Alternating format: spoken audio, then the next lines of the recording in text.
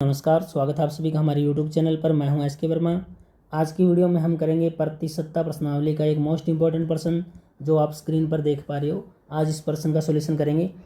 हमने शुरू कर रखा है आपके एक एग्जाम टेस्ट पेपर में आए हुए प्रतिशतता के मोस्ट इंपॉर्टेंट प्रश्नों के सॉल्यूशन की कड़ी, और जिसके अंदर हमने लास्ट दो वीडियो में दो इन प्रश्नों का सॉल्यूशन करवाया था। एक इस प्रश्न का पहले वीडियो में करवा दिया, इसके बाद में इसका करवाया है।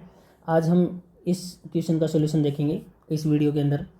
तो अगर आपने इन प्रश्नों का सॉल्यूशन देखना है तो हमारी पहले की वीडियोस देख सकते हो, उनमें हमने ये लगातार प्रश्न करवा रहे हैं।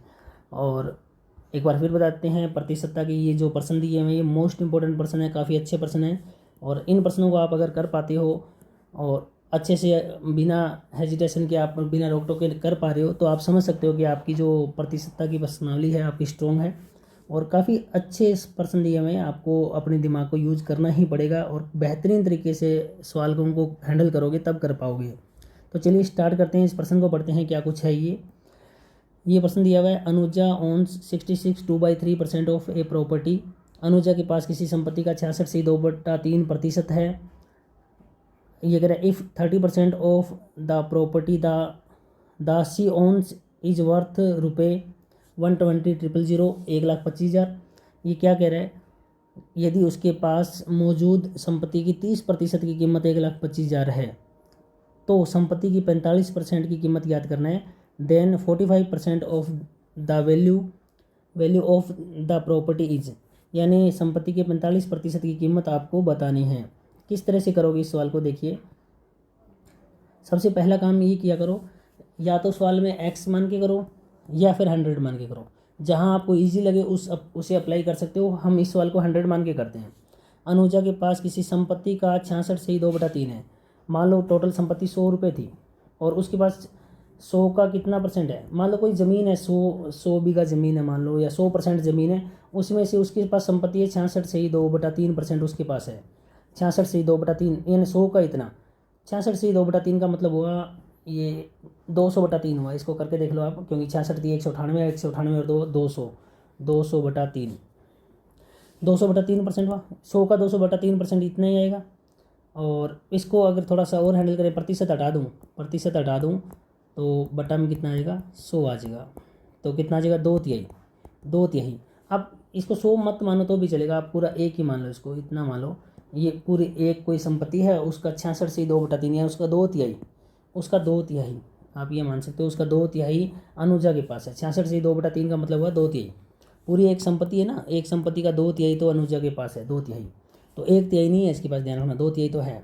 चलिए, यानी कोई संपत्ति के 3 हिस्से कर दें, अगर मान लो 3 हिस्से कर दें तो 2 हिस्से अनुजा के पास है, 2/3 है उसके पास। चलिए आगे कह रहा है, उसके पास मौजूद संपत्ति का 30%, यानी इस 2/3 का 30%।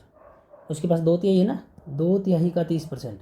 इसका जो 30% है, इसका 30% निकालें, 2/3 का 30% निकालें, 2/3 का 30% निकालें तो आएगा 2 एकम 2, 2 5 10, 1/5 आएगा। 2/3 का 30% निकाला, दोबारा देख लो ऐसे किया, 2/3 का 30%, 2/3 का 30%, 0 0 काट दिया, 3 से 3 काट दिया, 2 एकम 2, 2 5 10, 1/5 आ गया। 2/3 का 30% की कीमत दे रहा है हमें। 2/3 का 30% की कीमत कितनी दे रहा है, कीमत दे रहा है 1,25,000। 1,25,000 मतलब इसकी कीमत 1/5 की कीमत कितने दे रहे हैं, 1,25,000। दोबारा बताता हूँ क्या कह रहे हैं। मान लो एक संपत्ति है कोई भी, 100 नहीं मानी मैंने, एक ही मानी, और इसका 66/2/3, 66/2/3 का मतलब 200/3%। परसेंट हटा दिया, बटा में 100, 2 0 2 0 काटे, 2/3, एक का 2/3, 2/3 हिस्सा इसके पास है, 1/3 नहीं है इसके पास, 2/3 है।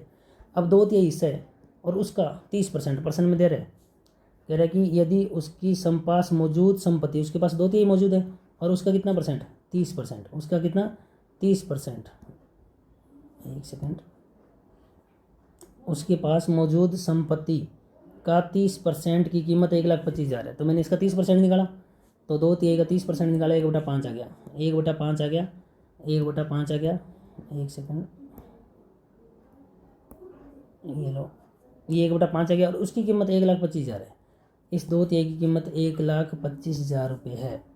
चलिए आगे हमें क्या कह रहा है, हमें कह रहा है तो संपत्ति की 45% कीमत ज्ञात कीजिए। संपत्ति तो एक ही थी ना, संपत्ति तो एक थी, एक का 2/3 उसके पास था। अब हमें जो पूछ रहा है उसको ध्यान रखना है।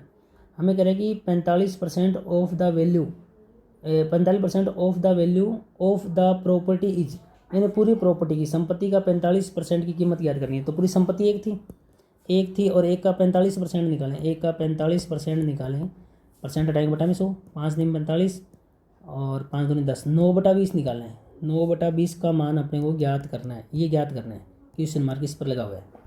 अब देखिए ज्ञात क्या करना है, ज्ञात करना है 9/20।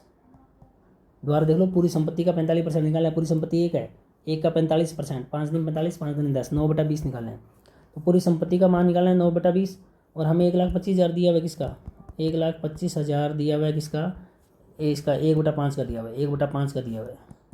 तो सरल कर लो, 9/20 गुणा 5/1 गुणा 1,25,000। तो इसको कटिंग करें, 5 चौके 20, ठीक है। या फिर एक काम करो, 0 0 काट दो, छोड़ो इसको, चलो ये काट दिया 5 चौके 20, अब 4 से इसको काट दो, 4 3 12, 4 एकम 4, 4 दूनी 8, 4 5 20, इतना गया। अब इसको मल्टीप्लाई 9 कर दो, 0 9 5 45, 4 18 4 22, 9 2 11, 27 और 1 28, 28 125 0, इतना उत्तर आ रहा है क्या, 28 125 0, 28 125 0, 28 12 50, ऑप्शन नंबर बी आ गया, ऑप्शन बी। अच्छा सवाल था, दोबारा से देख लीजिए, एक बार फिर बता देता हूँ हमें क्या कह रहा है। सवालों को करने के 2 तरीके हैं, या x मान के करो या 100 मान के करो। और नॉर्मली अगर इसमें जैसे इस सवाल में हमने कुछ माना ही नहीं, हमने एक मान के कर दिया कि मान लेते हैं टोटल एक संपत्ति है, एक मतलब 100% ही होगी वो, और एक का 66 से ही 2/3%, 66 से ही 2/3% को हल करो, 200/3 और 200/3 इसको हल करें। द्वारा देखो ये क्या किया मैंने, 66 थी 198, 198 और 2 200/3, परसेंट हटाए बटा में 100, 2 0 2 0 काट दी, 2/3, एक का 2/3, पूरी एक संपत्ति थी ना, उसका 2/3 इसके पास है, अनुजा के पास 1/3 नहीं है, हालांकि इसका कोई इस्तेमाल नहीं किया अपने, ध्यान रखिएगा। तो 2/3 इस्तेमाल किया है। अब इसके पास 2/3 है, जो संपत्ति है ना उसकी 30% की कीमत 1,25,000 है। तो 2/3 का 30% निकाला 1/5, 2/3 का 30% निकाला 1/5, इसकी कीमत है 1,25,000। और आगे हमें दे रहा है, कह रहा है कि संपत्ति की 45% कीमत बतानी है। संपत्ति जो टोटल संपत्ति है ना उसका 45%, उसका 45%, तो टोटल संपत्ति एक है, उसका 45% करें, एक का 45% करें, 45/100, 9/20, मतलब 9/20 को निकालना है, ये ज्ञात करना है। अब जो ज्ञात करना है वो ऊपर 9/20 इंटू 1,25,000 बटा में 1/5, कटिंग वटिंग की कितना आ गया, 28 125 0, इतना आ गया 2,81,250, ऑप्शन बी। चलिए इस प्रश्न को हमने कर लिया। इससे आगे के जो प्रश्न दिए हुए देखो आपको, हम मोस्ट इंपॉर्टेंट प्रश्नों की कड़ी में ये पूरा पेपर सोल्व करवा रहे हैं। इस पूरे पेपर में इंपॉर्टेंट प्रश्न दिए हुए, हमने अभी तक 3 प्रश्न कर लिए। पहली वीडियो में पहला किया था, फिर दूसरा किया था, आज हमने इसका तीसरा प्रश्न किया है। इसका जो अगला प्रश्न है चौथा, काफ़ी इंपॉर्टेंट है, ये हम नेक्स्ट वीडियो में लेके आएंगे। तो आज इस वीडियो में इतना ही। वीडियो अच्छी लगी तो वीडियो को लाइक करें, शेयर करें, कमेंट करके जरूर बताएं। साथ ही हमारी नई वीडियो का नोटिफिकेशन प्राप्त करना चाहते हैं तो ऑल के बटन पर क्लिक कर लें, ताकि आपको आने वाली वीडियो का नोटिफिकेशन मिलता रहे। आज की इस वीडियो में इतना ही। नेक्स्ट एक अन्य वीडियो में फिर मुलाकात होगी, तब तक के लिए बाय, टेक केयर।